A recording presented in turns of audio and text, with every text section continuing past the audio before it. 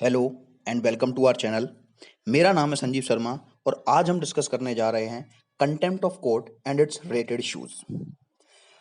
आपको मालूम चल ही गया होगा कि सुप्रीम कोर्ट ने प्रशांत भूषण को 1 रुपए से पेनलाइज किया है। अब डिस्कस हमको ये करना है कि क्या वो 1 रुपए सिर्फ 1 रुपए की तरह ही है या उसके थ्रू सुप्रीम कोर्ट कुछ इंडिकेट करना चाह रहा है।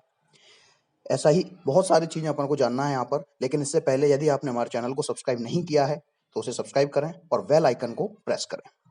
तो हाल ही में प्रशांत भूषण ने, जो कि एक एडवोकेट हैं, उन्होंने 2 ट्वीट किए थे जिन पर सुप्रीम कोर्ट ने आपत्ति जताई थी और suo motu contempt of court का चार्ज लगा दिया था। अब ये सुओ मोटो कंटेम्प्ट का मतलब क्या है? इसका मतलब यह है कि ये चार्ज खुद सुप्रीम कोर्ट ने लगाया है, यानी किसी थर्ड पार्टी के थ्रू नहीं लगाया गया है। तो जानते हैं क्या है कंटेम्प्ट ऑफ कोर्ट।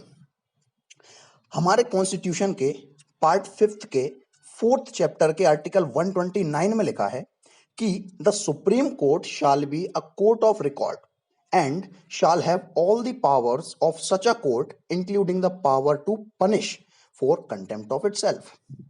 मींस उच्चतम न्यायालय अभिलेख न्यायालय होगा और उसको अपने अवमान के लिए दंड देने की शक्ति सहित ऐसे न्यायालय की सभी शक्तियां होंगी। इन सिंपल टर्म्स यहां पर सिर्फ इतना लिखा गया है कि यदि कोई व्यक्ति किसी भी तरह से कोर्ट का अपमान करता है तो कोर्ट उसे पनिश कर सकता है। इसी को फर्दर डिफाइन करने के लिए कंटेम्प्ट ऑफ कोर्ट एक्ट 1971 लाया गया।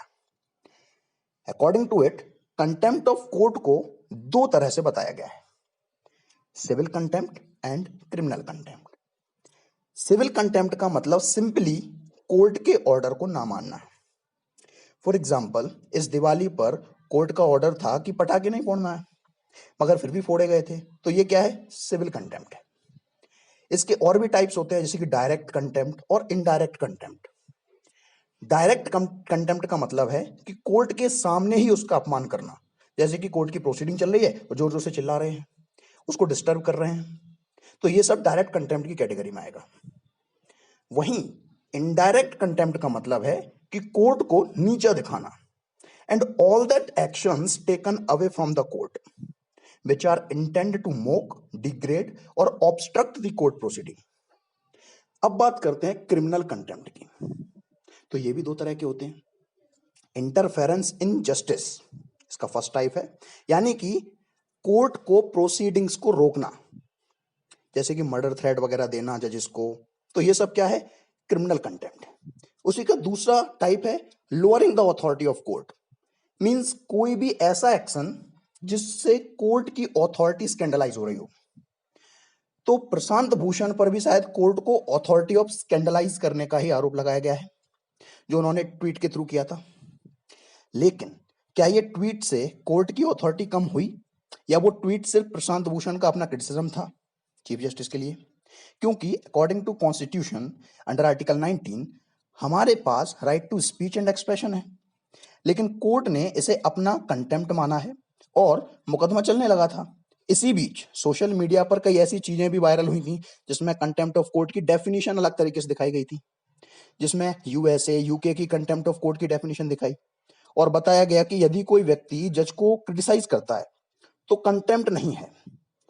मगर सुप्रीम कोर्ट ने अपने फैसले में प्रशांत भूषण को 1 रुपए का पेनल्टी लगाई गई। क्या ये 1 रुपए कुछ इंडिकेट कर रहा है?